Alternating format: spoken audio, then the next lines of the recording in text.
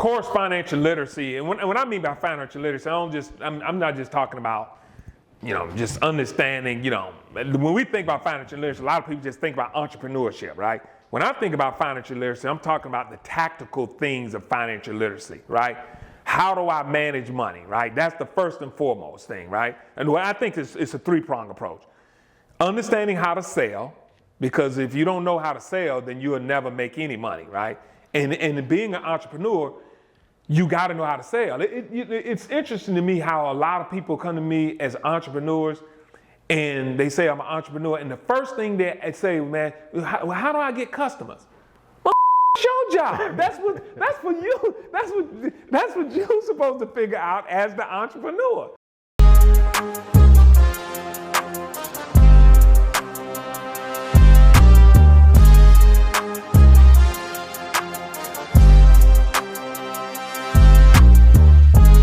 What's up, guys? My name is Gene Johnson, and this is the Geno J podcast. And on this podcast, I interview other successful entrepreneurs who are actually out there making a difference and making it happen. And on this episode of the Geno J show, I have a treat for you guys. His name is Tim Mercer. He is a serial entrepreneur, from commercial investing to apartments, to a mortgage broker, to insurance, to government contract. The list goes on. And he's now also a private lender. We're gonna get into it, guys. I wanna welcome my guest now, Mr. Tim Mercer. What's up, brother? Bootstrapped Millionaire, how you doing, man? I'm doing good, man. Appreciate you on the show, man. On this show, man, we talk about entrepreneurship. We get into it over a game of pool. Yeah. And because you are the guest, the honor is all yours. You can pick your stick, all right, pour you a drink, and we're gonna dive right in, look, man. I hadn't shot pool in a long time, so hopefully my pool game still got a look. Now I am from the country, so down in Mullen, South Carolina. Now we used to play around the pool halls a lot, so hopefully my game is still got a little juice in the game. Hey, one thing for certain, two things for sure. We about to find out. Right. It ain't gonna take long. Right. That's true. That is true. One of the things that in a pre-interview we were talking about was losing money. And one of your first government contracts, you was talking about how you had a bad deal and had to pay back $1 million, man. Yeah. Tell me a little bit about that experience, man, and what was the mindset and the process that you went through having to pay back that money? Well, when you first get into government contracting, a lot of times, just like in most business, government contracting is about relationships, right? Mm-hmm. So it was a situation where it was a relationship with another government contractor that basically kind of teamed up with me on this new contract that we had won. They had the relationship with the customer and stuff like that. So, and you need that sometimes when you're doing government contract. And but yeah, man, we got into the deal, and really, I wasn't supposed to do any work on the deal, right? It was supposed to be more like, in the term of government contract, we call it pass-through. It's supposed to be like a pass-through.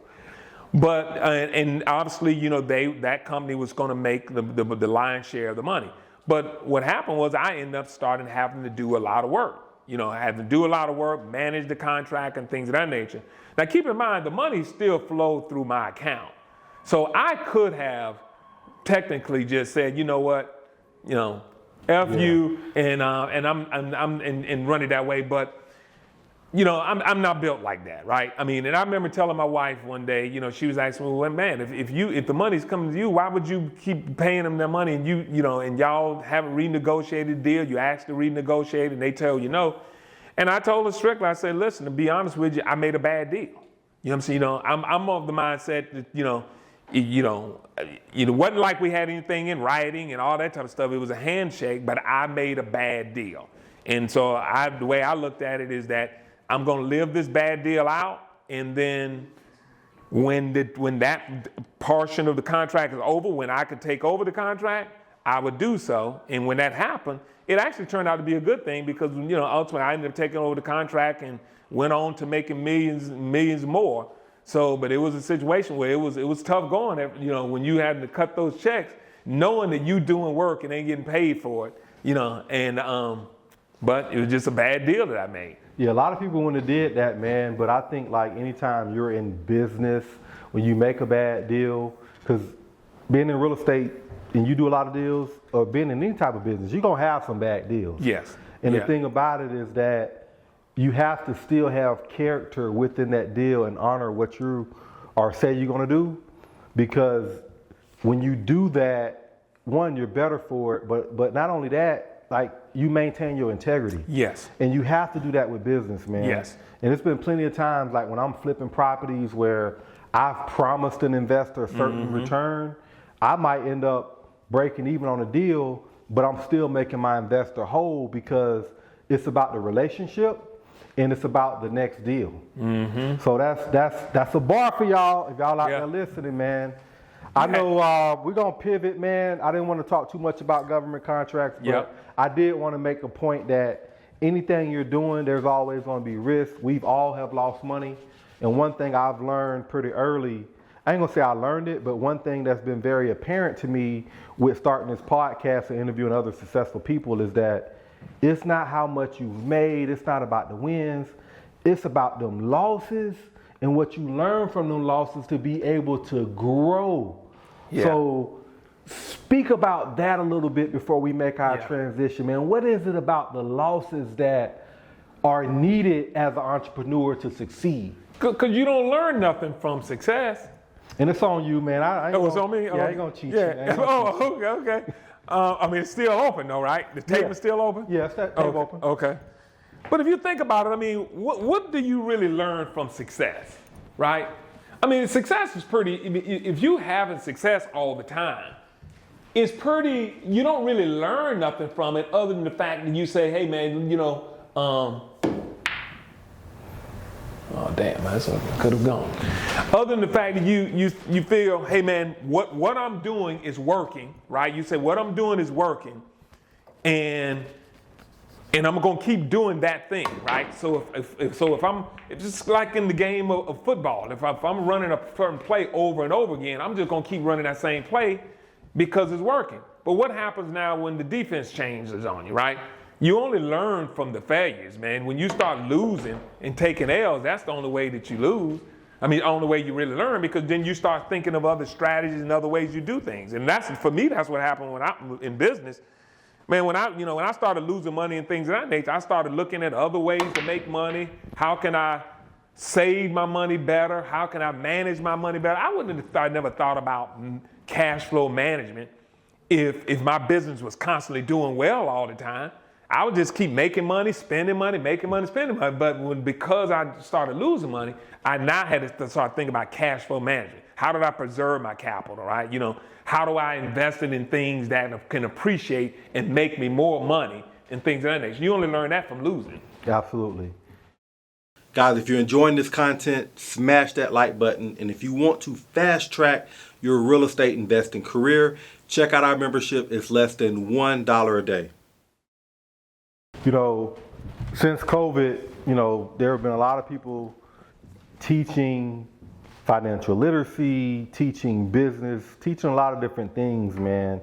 In your opinion, as an entrepreneur getting started, whether it's in real estate or government contracts, whatever the industry might be, give me 3 things people need to try to be self-aware of and learn out the gate to put themselves on the right track in having success in entrepreneurship. Well, I think the first thing is course financial literacy. And when I mean by financial literacy, I'm not just talking about, you know, just understanding, you know, when we think about financial literacy, a lot of people just think about entrepreneurship, right? When I think about financial literacy, I'm talking about the tactical things of financial literacy, right? How do I manage money, right? That's the first and foremost thing, right? And what I think it's a 3-prong approach. Understanding how to sell, because if you don't know how to sell, then you will never make any money, right? And being an entrepreneur, you got to know how to sell. It's interesting to me how a lot of people come to me as entrepreneurs and they say I'm an entrepreneur, and the first thing they say, man, how do I get customers? Motherfucker, that's your job. That's for you. That's what you're supposed to figure out as the entrepreneur. Your job is to figure out how to get customers, right? Whether it's networking look, man, however you do it, your job is to figure out how to get customers. So knowing how to sell is number one. Knowing how to manage your money is number two, because when you start making money, how do I manage that money, right? And then the third thing I think is just knowing from a long-term perspective is knowing how to invest. Because many of us talk about investing, but I don't think most of us understand what investing is. Most of us don't really truly understand the art of investing, especially if you come from a family and communities that never invested. I know I came from those communities that never invested, so I had to learn how to invest, where to put my money. You know, what is risk management when it comes to investing? You know that from being in real estate.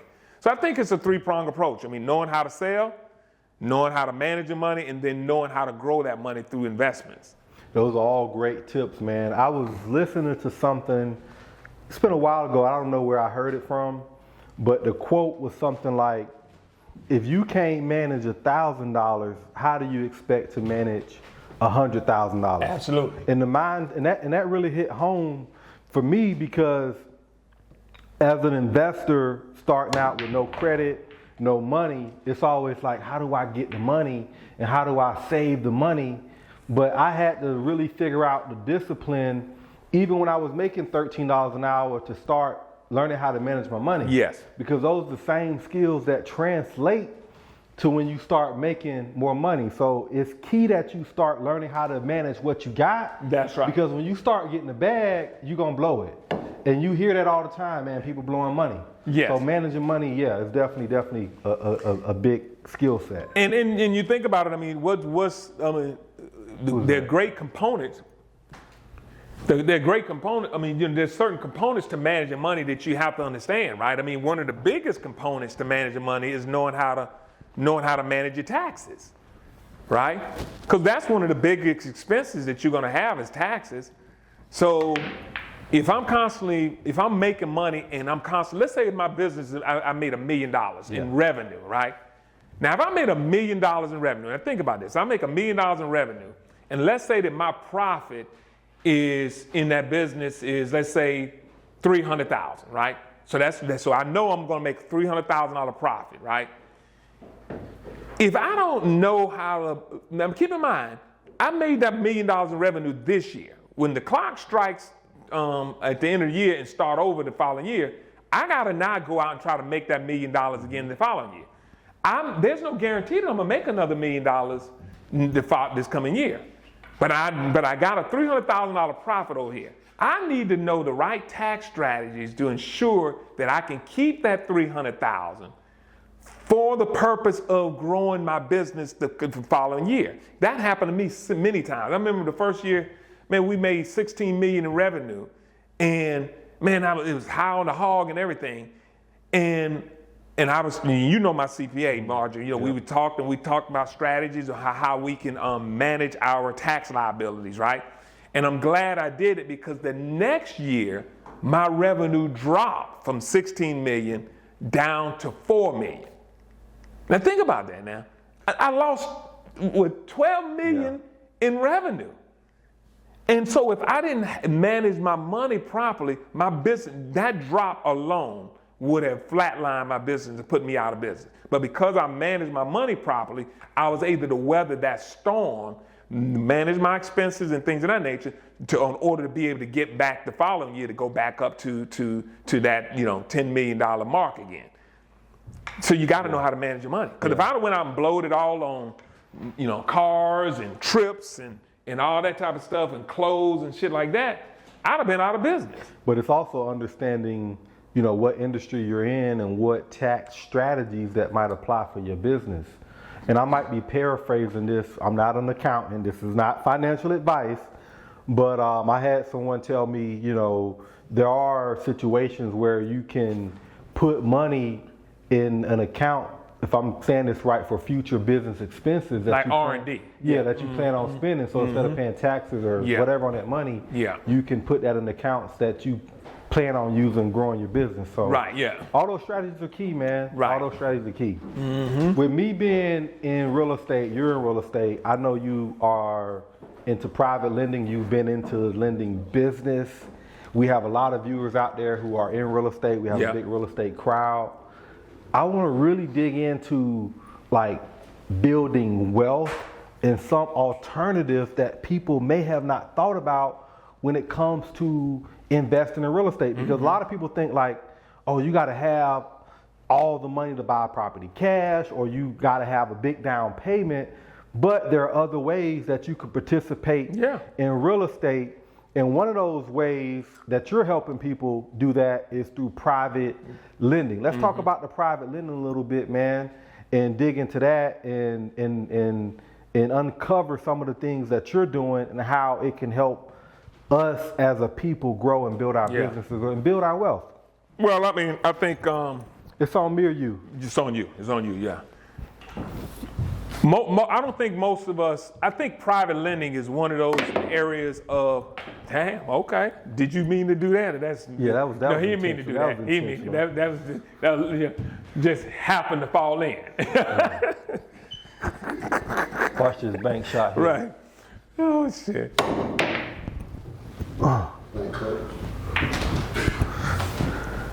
Okay. All right. Good. Well, I'll do that. I can do it from here, right? Yeah. So private lending to me is one of those things that most people don't even know about or never even consider. And I'm talking about mainly from the capital partner side. Now, most of us, when we hear about private lending, and you know, because you got a lot of students, most private people go to private lenders to borrow money, right? But most people never thought about being a capital partner, being that person that actually lend money on deals. You know what I mean? And I started out doing that back in 2002, man. A friend of mine wanted to build some duplexes in the west end of Atlanta. And I actually was a capital partner, helped funded the deal, but I participated in the deal. I mean, I wasn't out there managing the subs and any of that type of stuff. I didn't even know how to build a house. I remember the time when I did it, I went and Googled on what's the process of building a house, because I just wanted to do that to be able to make sure I knew how to manage the money, right? But a capital partner or a private lender, you can actually be that person. I can partner with you on a deal. Basically, put the capital into the deal or a portion of the capital. Or in most cases, as a private lender, I'm putting in the larger portion of the deal. Okay. But it's your deal, right? You found the deal, you managing the deal, you working the deal. But as a private lender, if you, let's say, for example, you brought the land, you paid $70,000 for the land, but you need $300,000 in construction, I'm going to actually fund the $300,000 in construction. Now, I may not even have all that $300,000 by myself, but I go to DeMarcus, I go to KP, I go to a few other people that I know, family members and friends, and say, hey, man, I got this great deal. Got my guy Gene, he got a great project, he's building this project, he needs construction financing, right? And we're going to fund the $300,000. Now, I'm not going to give you the $300,000 all at once. I'm going to give it to you in a drawdown schedule, right? So you go do the work. You put in a draw, and I give you the $300,000 portion, piecemeal it to you that way, which protects my leverage, right? That protects us, our leverage. But now I'm in the deal, into that deal with you. I mean, I'm getting a good interest rate, more than I'm getting at the bank. I'm probably, bank giving me less than 1%. So in this case, I'm getting 8 to 12% return on my money, which is secured by that real estate project. A lot of us don't think about that, right?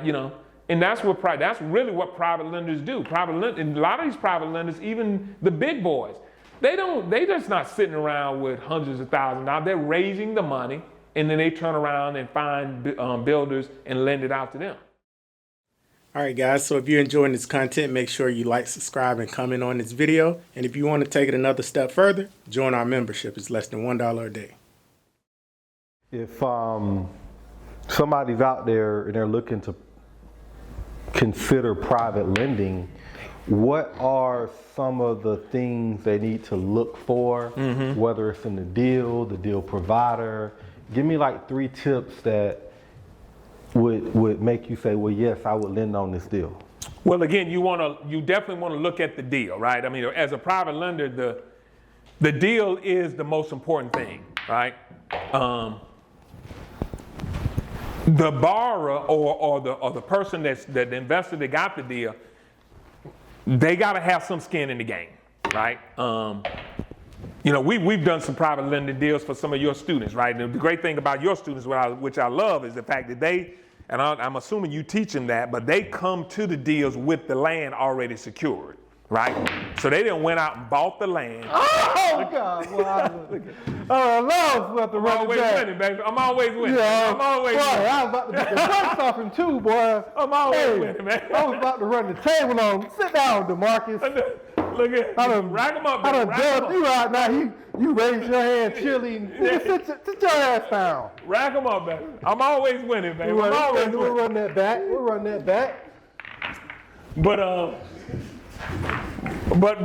real quick, like you said, the three things that I look for is how much skin does the borrower have in the game? Because they need to have some money in the game, right? You know, I'm gonna look at the deal and I'm gonna find out based on the value of the after appraised value. I typically only lend up to 60% of the after appraised value, right?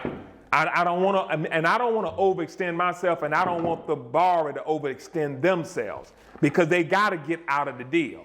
And if they at 75% of the ARV of the after appraised value, how are they going to get out of the deal? Because typically they can't get if they try to refinance it, they can only refinance it at about 75% anyway, right?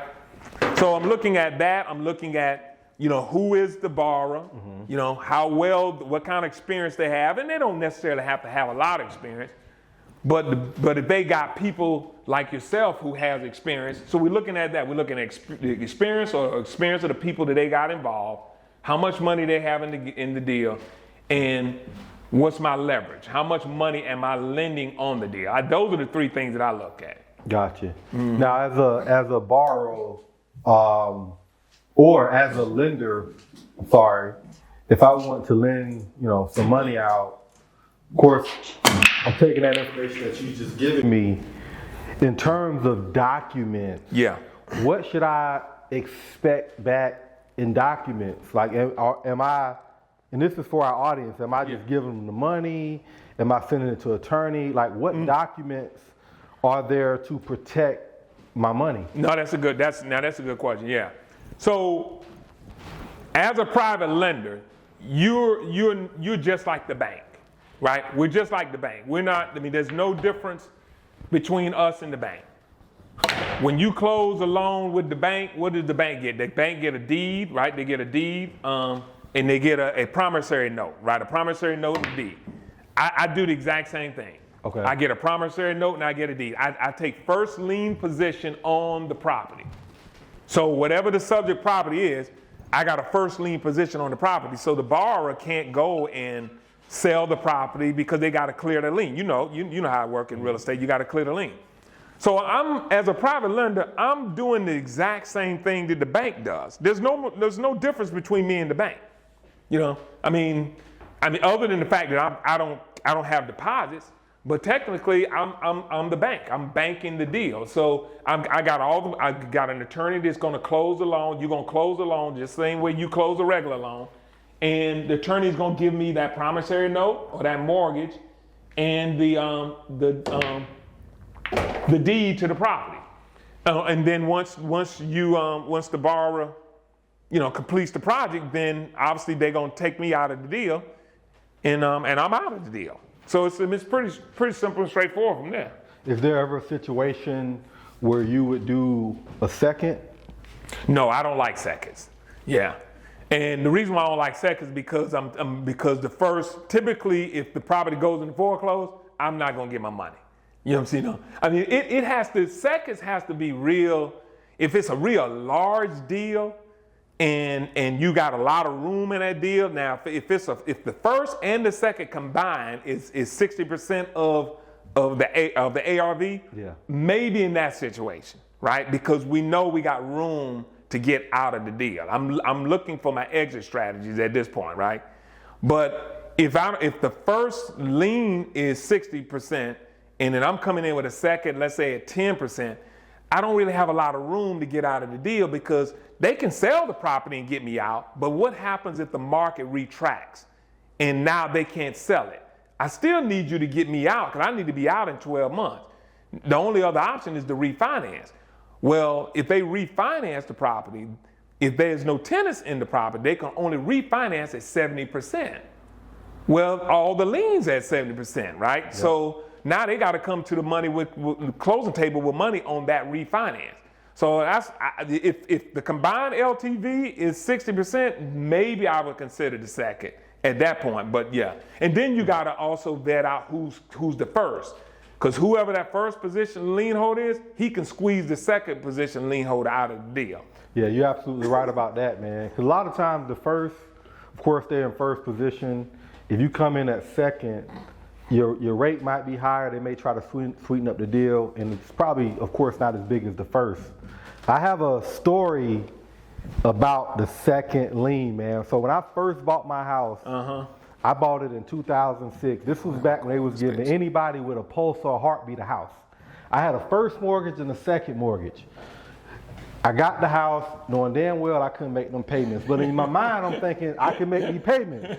The first mortgage was about $1,200. The second was about $400. Right. I kid you not. We in that house not even 2 months and the refrigerator went out. Yeah. The AC went out. Yeah. We live in paycheck to paycheck, so now I had to make an executive decision. I'm already struggling to pay the first and the second. So I did some research and I understood then what the second was. Even though I had a second on my loan, I didn't really know what it was.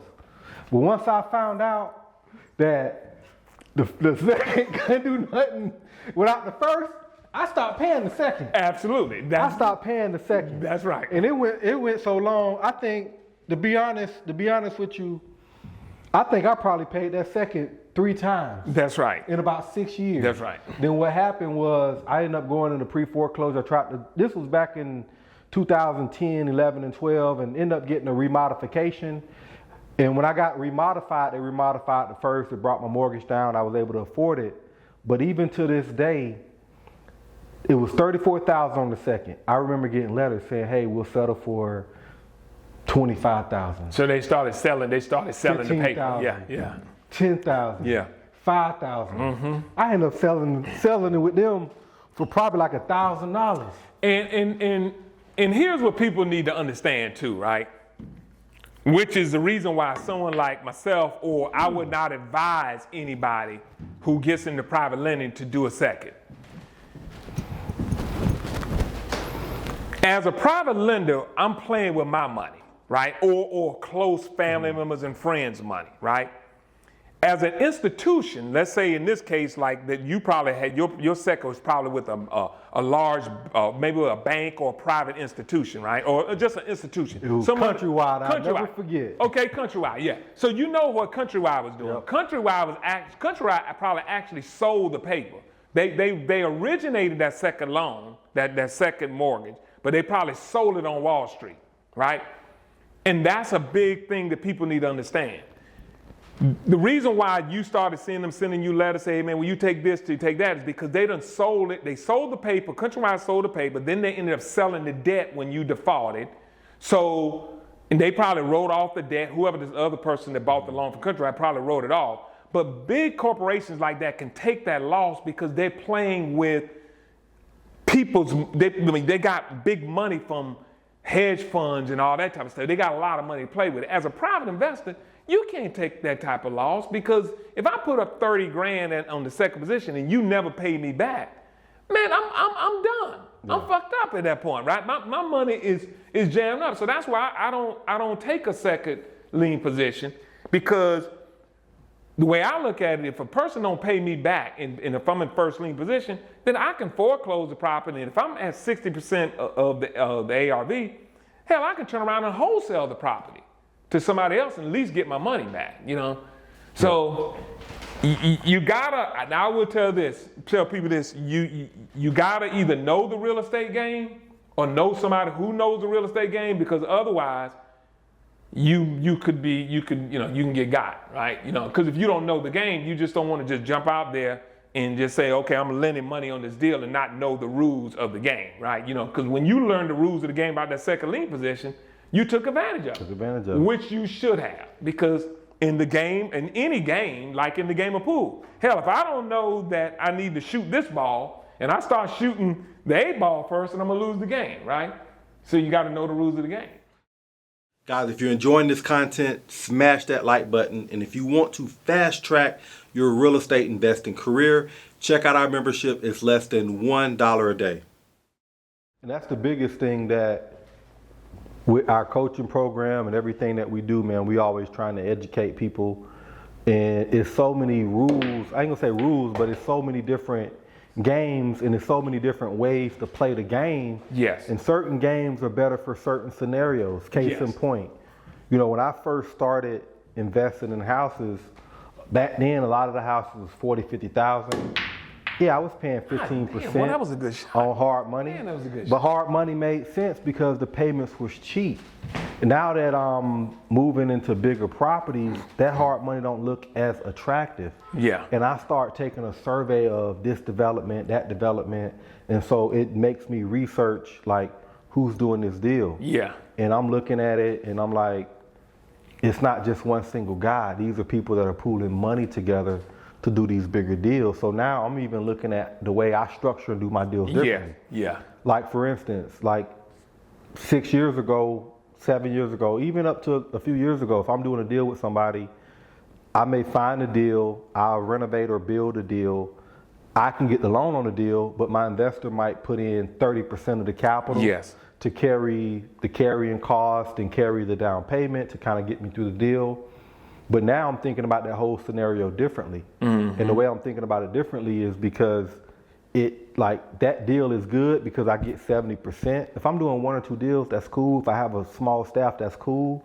But if I got employees and I'm trying to scale my business, that's not the right model. Right. It's almost a better model if I keep 30%. Yes. I give the investor 70%. Yes. And I charge a reasonable general contractor's fee. Yes. I could charge $50K. Let's say the deal made $100K. I can charge $50K, get an investor $70K, he's still making $35,000. If I did it in reverse, I was only giving him $30,000, so really he make a little bit more money. On paper it looks sweeter because it's like he's getting 70 versus 30, but it allows my company to have revenue as I'm going through the deal to grow. That's right. And these are things that are not really taught. It's like you hit a roadblock and you understand why you're not growing, you understand your financials and where the troubles come in at, and then you start thinking about and doing research. But the more we can educate ourselves on what we need to do as we scale, the better. In private capital right now, for me, with my model and where my business is going, for me, it's the only way I can go moving forward, man, especially with the bigger deals. Ooh.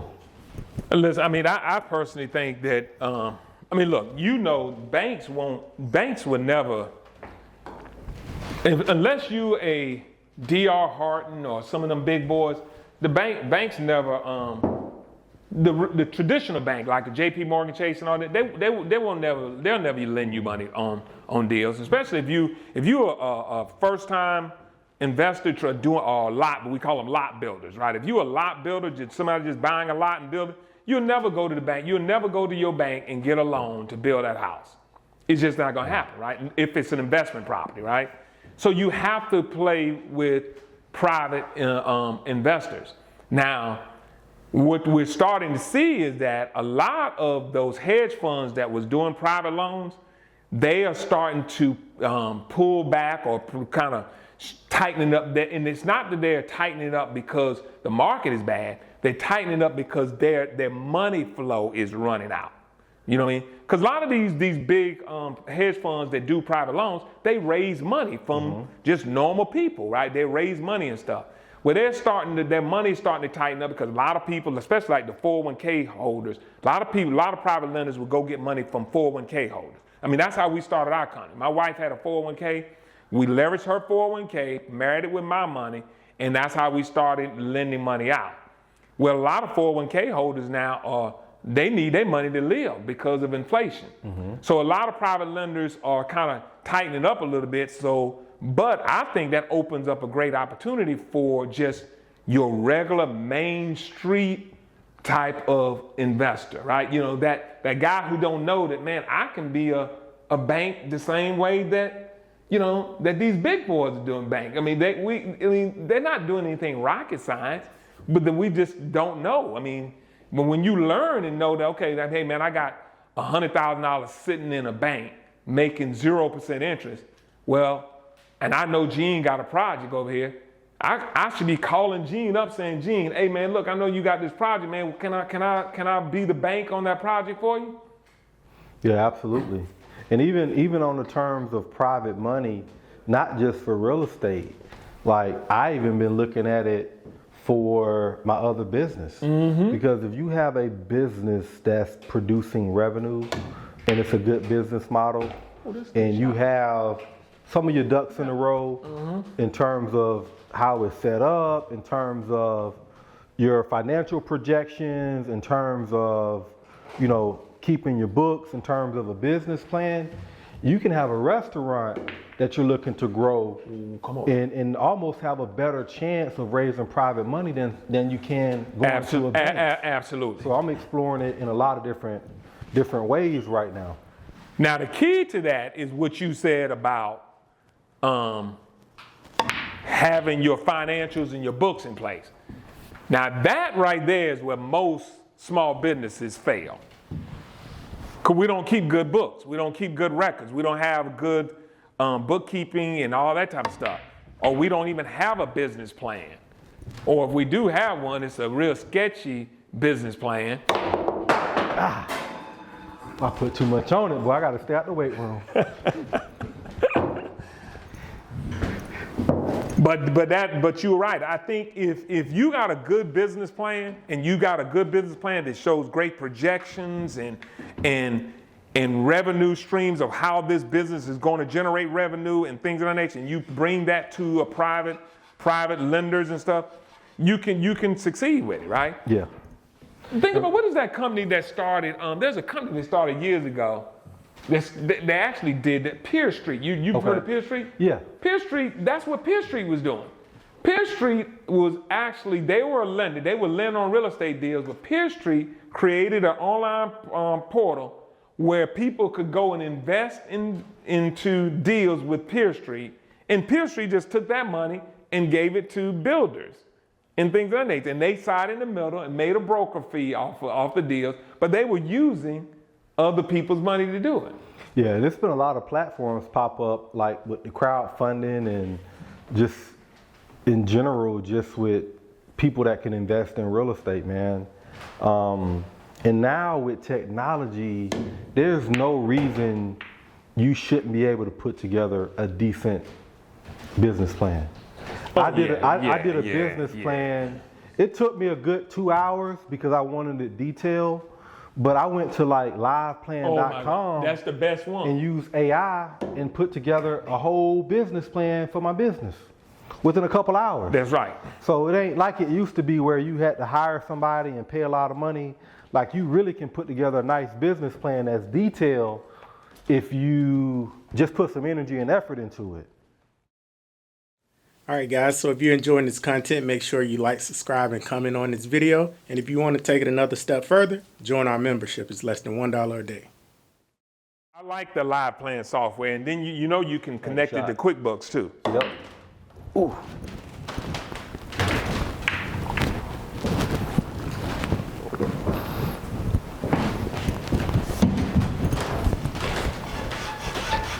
I don't know, Gene. You might be looking like this might be another run now. No. Yeah, you can get that off your mind. God, I should have put some up under it and pulled it back, right? I'm about to walk that one down on you.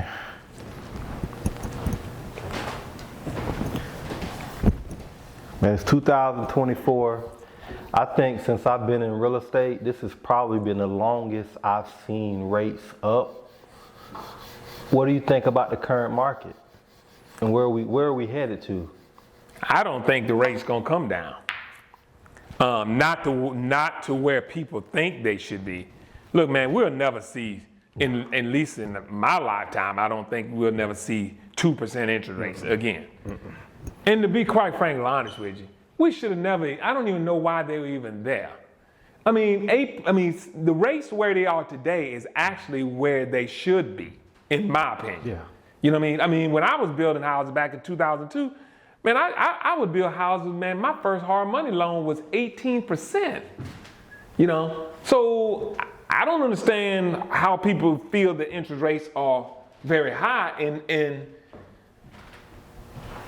the problem really is inflation, and interest rates ain't, let's be true, the interest rates are not necessarily driving up inflation, right? Interest rates are high the way they are simply because the government wants to cool down spending.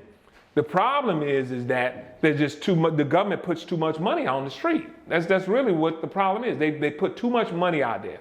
When 2020 happened, the government, in my humble opinion, the government should allow the natural thing to happen where if we're going to lose, were people going to lose assets, was jobs going to be lost? Absolutely.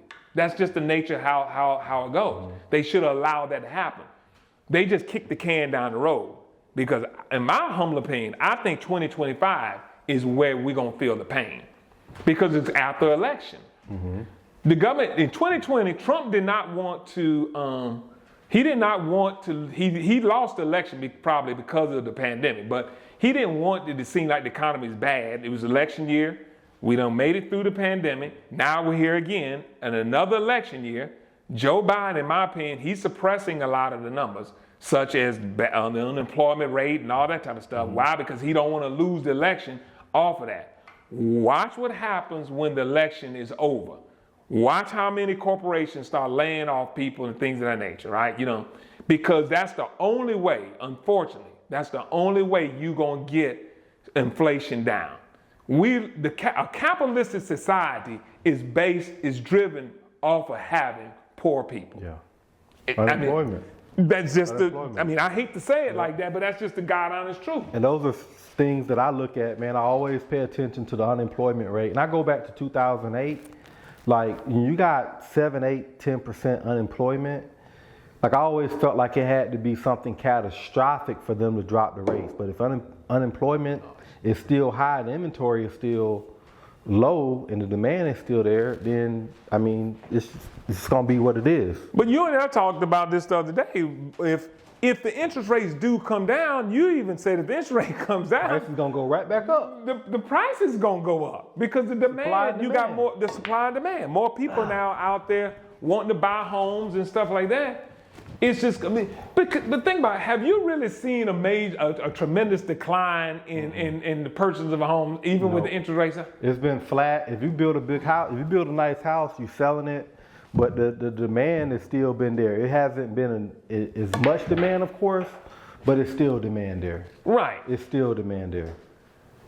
So staying in that same lane, man, this is an election year. Yep. You know, you got Trump, you got Biden. Let me ask you, I can't use the 8 ball to bump my ball. No, I can't. Nah, you can't do that. No. I think if you do that, you automatically lose. That's what I thought. Yeah. Yeah, okay. I think so.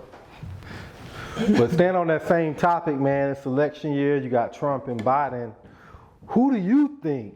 There's no perfect candidate, but who do you think gonna be better for the economy over the next 4-year cycle?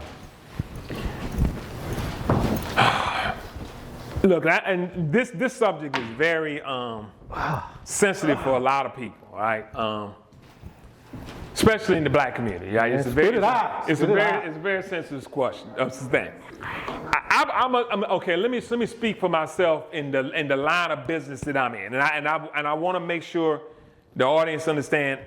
The caveat is I'm basing it off of my situation, my personal situation as a real estate person, being in finance, and obviously having a government contracting business.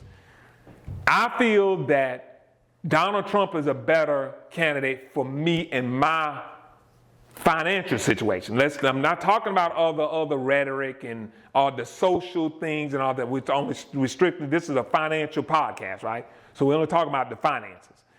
Donald Trump is better for me simply because as a Republican, Republicans spend more money on defense. As a government contractor, you want a candidate to spend money on defense, Absolutely. Right? Here we are on the brink of wars, right? You know, we got the situation going on in Ukraine and Russia, Israel now, the whole situation with Israel. as a government contractor, that benefits me, unfortunately. I mean, I know that they're going, a lot of people, I was in the military, so I know the risk involved with being in the military during wartime. And that's just unfortunate. But as a government contractor, that benefits government contractors. And of course, real estate, we know Donald Trump is a real estate guy. So of course I would want him, he's going to ensure that the accelerated depreciation stays in play. Which good. That was great. You know what I'm saying? Yeah. You could depreciate a property in 5 years? In 5 years, right? Man. So he's going to keep those things in play to ensure that those things benefit those people. So I can only speak from my point of view that he's a better candidate for my situation. Now, other people, they may be different. You know what I'm saying? So that's the way I look at it. And that's what people got to do, man. They just got to vote for the best person for them. For them, yes. And I agree with you, man. I mean, I'm in real estate too. I think Trump is probably going to be better for my situation in terms of finances. Morally, that's a different story. It's a whole different story. Yeah. But people got to vote on what they believe in and what affects them, whether it's morally or financially, and just leave it at that. And and the thing about it too is even on the moral side, right? Did we all forget that Joe Biden, with the reform, the prison reform, and did we forget that he actually eulogized in my home state of South Carolina? He eulogized was it Strom Thurmond, I think it was. I mean the guy who was a racist. Mm-hmm. That he was actually in support of David Duke. When did we all forget about that? You know when we forgot about it? When he became Barack Obama's vice president. It's almost like we brought him into the family because of the fact that he became Barack Obama's vice president. But we forgot about all those things that mm-hmm. he helped orchestrate. We forgot about the fact that Kamala put more black men in prison in California than any other governor. Oh, no, she wasn't the governor. She was the DA. Yeah. The DA, right, yeah. So, I mean, again, I'm not saying, but socially, when people throw out that social thing, I just tell them, look, man, did you forget about all this stuff? Because to me, Joe Biden isn't that much better than Donald Trump now. Man, people just got to do their research and look at the facts, man, and then make their own decisions. I was watching, I saw something, man. It might have been on YouTube or Instagram. But they said, look at the 4 largest states or the 10 largest states or whatever it was. Look at which states are Republican, look at which states are Democrat, and see which one's doing better or worse. They start naming how bad California was doing, but how well Georgia and Texas was doing versus how many people come out of New York. So sometimes, man, you got to read between the lines. Yeah, that's... And the way I look at it, man, I tell people, look, it don't make me much of a difference who the president is, because in the end, neither one of them really, dictates what I'm going to do financially, for me and my family. That part. I think we have to focus on what's happening in your household, control what happens in your household, start pairing up with other like-minded families and friends in their households, and we start pooling together and things of that nature. It's particularly in the black community. We have to do it grassroots and individually, start marrying ourselves up with like-minded people and figuring out, okay, how do we move the ball forward? Because unfortunately, I don't think collectively as a black community, I don't think the black community will ever survive collectively now. You know what I'm saying? The black communities, we're too scarred, right? We've got too many scars. It's difficult for us to move forward together like other communities, mm-hmm. right? But in small groups, we can do well with one another. We combine ourselves with smaller groups and things, communities, right? Yeah. You see, that's what I think I like about the online game, right? Creating communities. What's happening in your community, in your household? Yep, and I think that's the play, man. Whether you're an entrepreneur or got a coaching program, it's all about building that community mm-hmm. of like-minded people. Because you may have friends and family Yeah, they're friends and family, but they may not necessarily fit into your community because your principles and whatever. The other thing that we up against too, man, is, and I'm just gonna say it, Ooh, every time a nigga get the ball, they fumble it. Yes. You know, it's like, you look at Jay Morrison. Yes. You done raised all this motherfucking money, and I'd be damned if you don't fuck it up. He fucked it like, up. We gotta stop doing that. But it hurts. It necessarily, it don't hurt me, it don't hurt you. No. We gonna be good regardless. Yeah, that's right, yeah. It hurts the person that might have 100,000 or 50,000 or even 5,000 that they want to invest into something that's legitimate, but they stopped doing it or it pulled them back from doing it. Yeah. It hurt the people that it could elevate because they've seen it or they've been burned. Yeah. So, and it hurts our community as a whole, man. Because there's a lot of people teaching a lot of stuff. There's a lot of people teaching really good stuff, and I know some people teaching really good stuff, and there's a lot of people teaching bullshit. Yeah. And that's just not in the black community. That's in every community. That's in every community. That's across the board. Yeah. But every time we get the ball or somebody with some celebrity or authority, even like the DJ Envy situation. Yep. You know, because like when you're raising money or you're investing in deals, like one of the first things is having a fiduciary responsibility with other people's money. Just like when you said you had a bad deal, when we started the podcast, $1 million, a lot of people wouldn't have did that. You're right, no. You gotta have integrity with this stuff. That's right. And too many times we look at what can we get now and not thinking about 5 years, 10 years, 15 years from now. Guys, if you're enjoying this content, smash that like button. And if you want to fast track your real estate investing career, check out our membership. It's less than $1 a day. Because it's not about the short term. It's about the long term, and it's about longevity. Didn't he just sell the Black House? It's up for sale now. Shit, we might put some money together and try to buy it. Yeah, he look, man, I don't like talking about other people because they don't make me much of a difference, but he did fumble on the community. You know, when you can raise that amount of money within the community and then you just mess it up, he fumbled on that. And I don't know all the details about it, man, but I look at what a person like yourself has been able to do. I look at like what me and KP has been able to do, and this one's yours, right? That's yours. Yeah, that's mine. Okay, got it. But okay. we bootstrapped it. Yes, yeah. Well, if I had somebody to drop $10 million on me, I might own half Atlanta right now.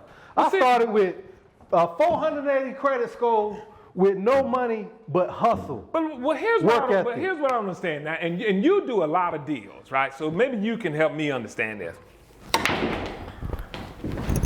Why couldn't he have found deals to put that money to work at? That's how I don't understand. Why didn't he could have took that 10 million, he could have went to other lenders. He could have took that 10 million and went to a lender and probably bought at least an $80 to $90 million apartment building.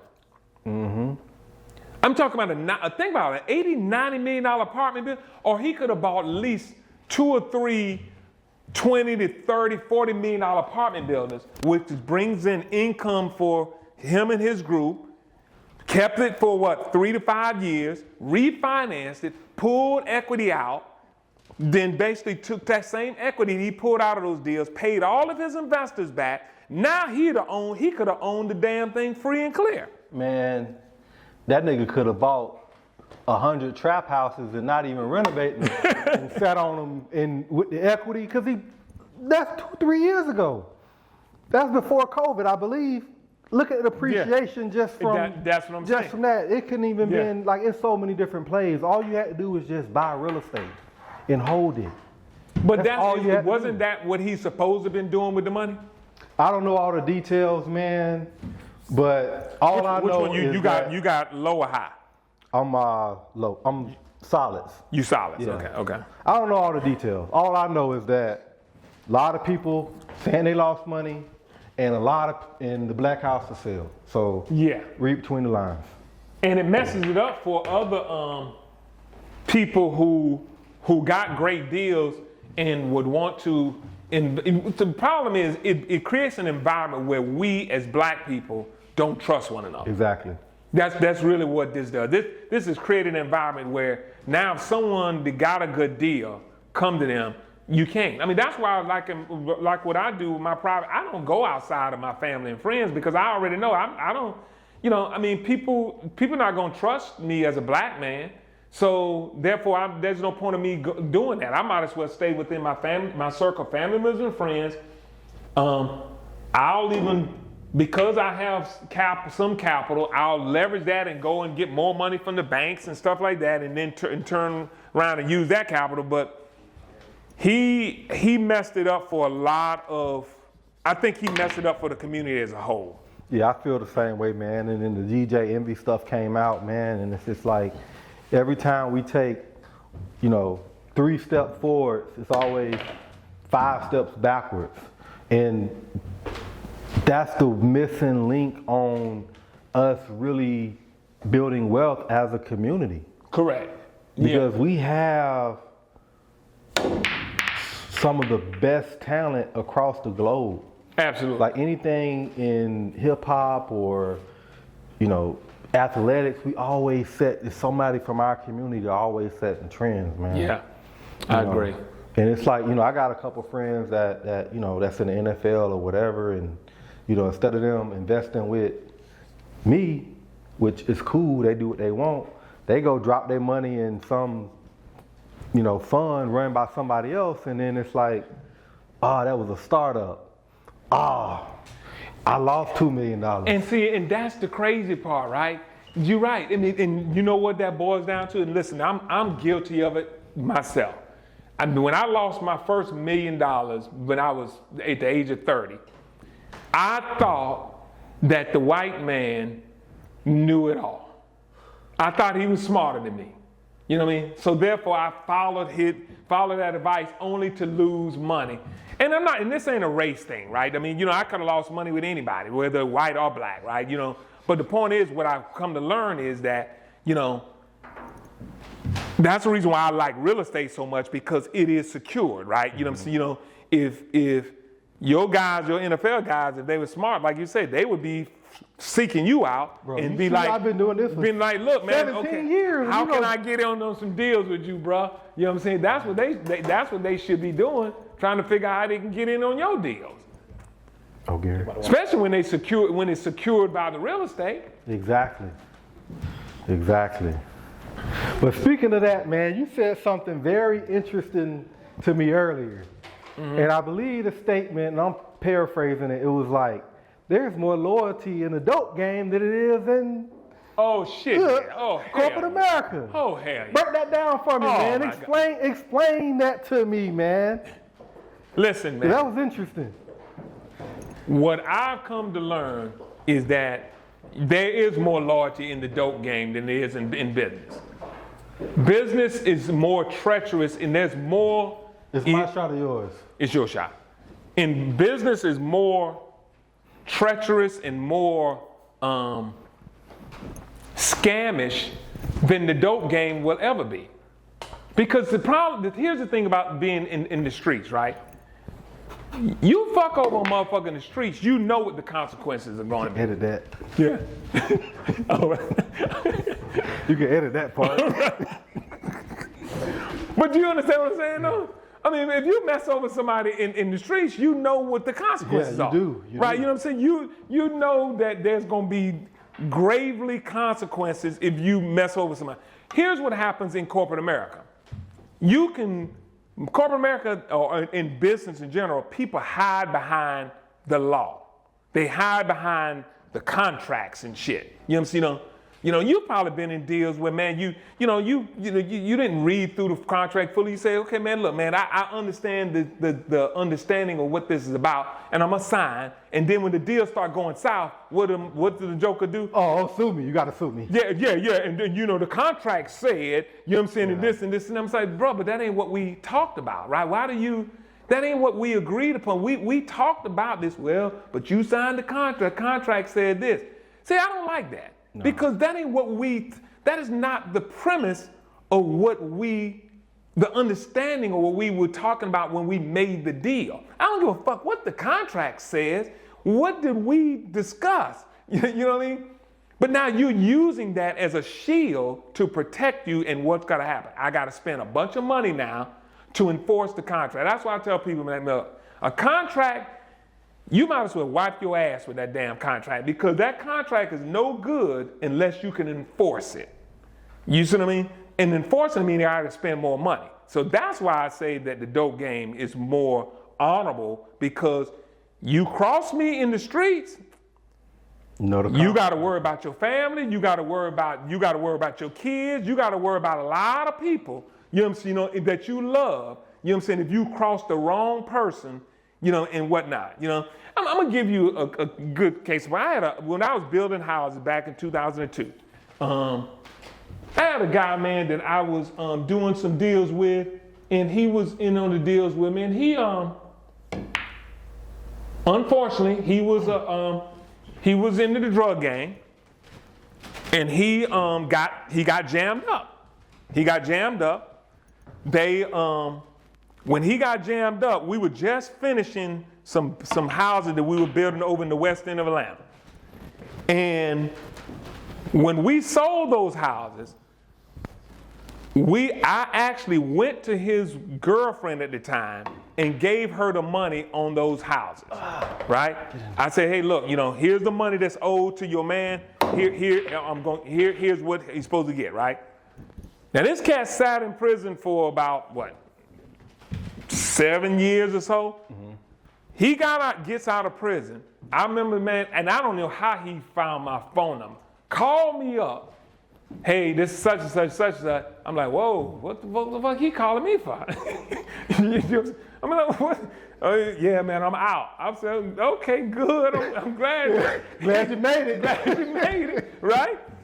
But what he was calling for, he said, man, I want to call you and thank you for giving that cash to my girl because we really needed it at that time. I was in a bad situation. I got jammed up. I know I put y'all in a very sticky situation and whatnot, but I'm glad that and because me and him didn't get along. We were in partnership together, but we had another partner, but we didn't get along.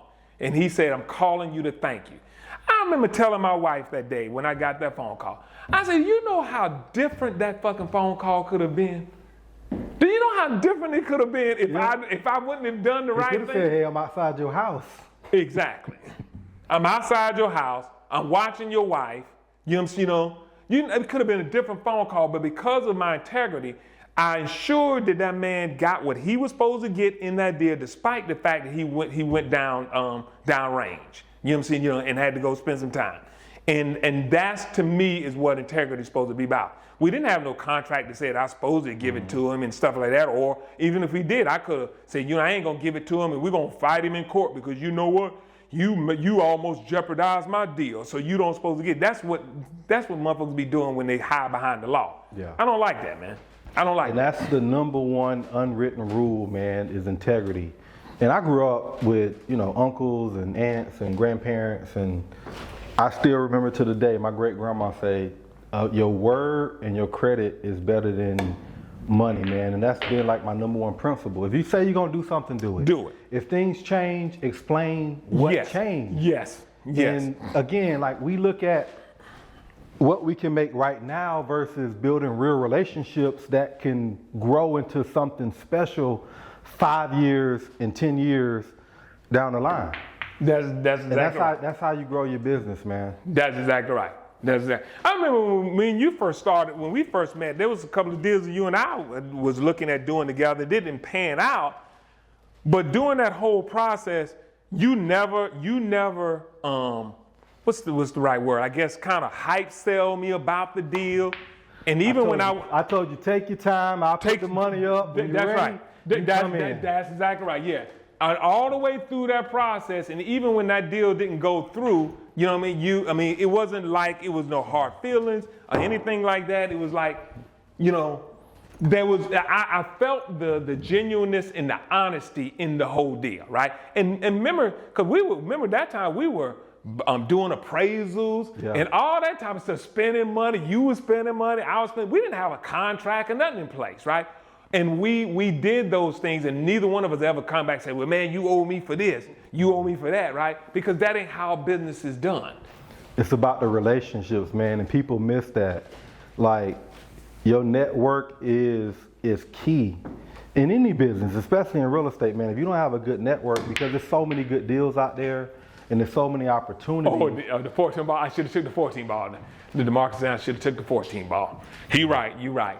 DeMarcus can't talk. I'm gonna let somebody tell you how to shoot, and he doesn't. He 0-4. I should have took the long. That was the long ball. Yeah. DeMarcus 0-4 on this table. I should have took the short ball. I took the long ball. Mm-hmm. I beat DeMarcus with my left hand.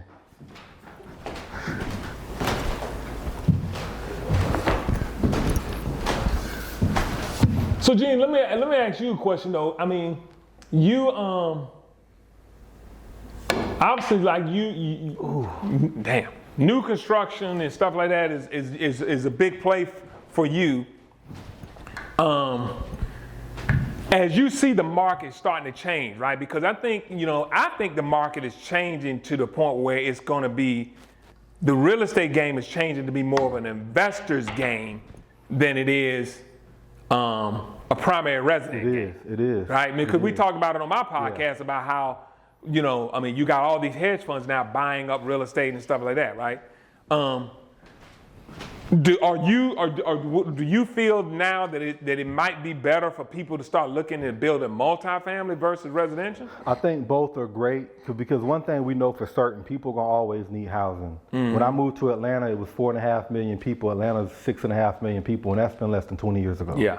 But when you look at the trends, and I never understood this 10 years ago or 15 years ago, what happened with the hedge funds is that they figured out how to scale residential. Yeah. Because before the crash, they wasn't investing in single family. But I look at how many homes Invitation Homes have, and look at all these companies. Right. And when you can monopolize something and control it, come on now, you control the prices. And that's what they do. But you had Zillow, you had Redfin, you got BlackRock.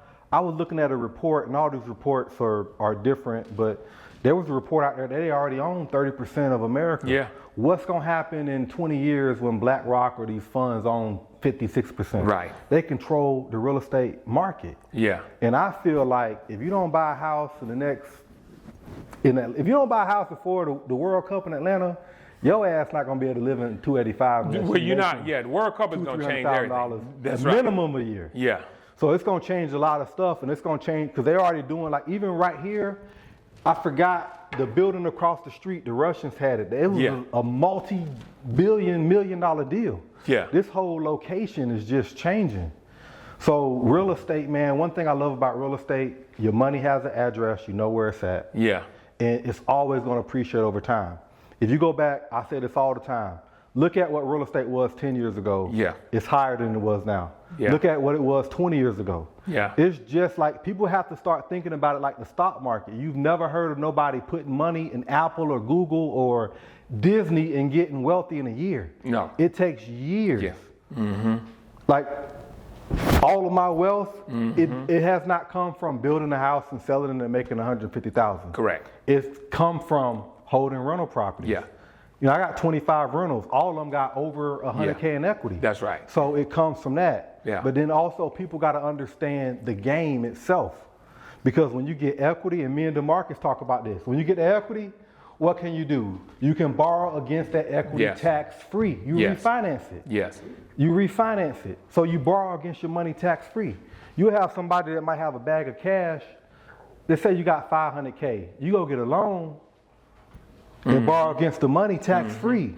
It's ways that you play this game, and then you have to understand how do you depreciate those assets so you don't have a big tax bill at the end of the year.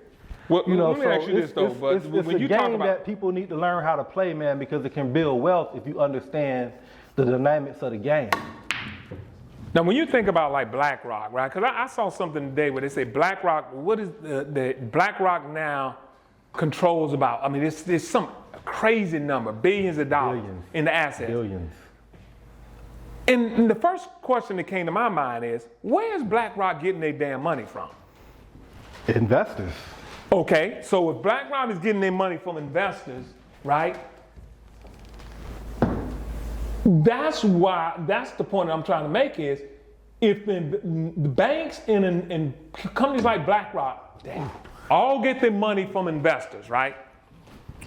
What if the investors start pulling their money back and start investing the money on their own, or start putting their money into their own deals, like like private lending and all that type of stuff?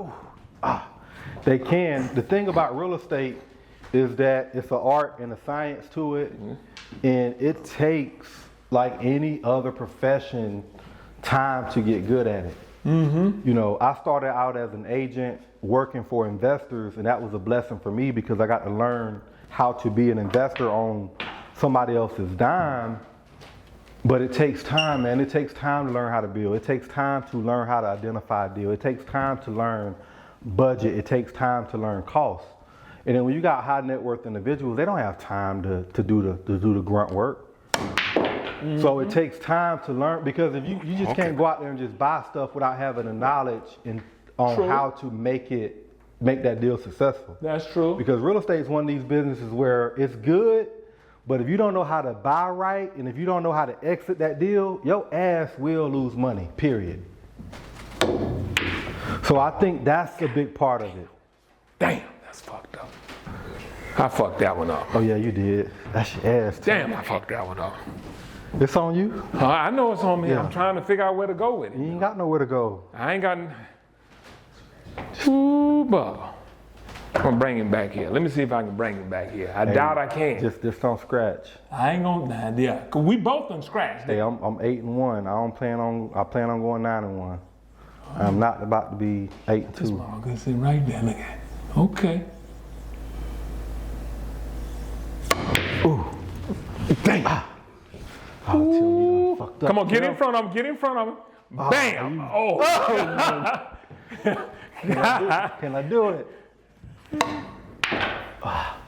That's a hard shot. That's a hard. Look, this ain't an easy shot now. What if I This ain't an easy shot for you, boy. Pocket. Where you going? You going this pocket? Yeah, I'm going in the corner pocket. Okay. I don't know. I don't know, baby. Can I get him to market? If I miss it, because it's damn near a scratch shot, though. Damn near. Either game or you win.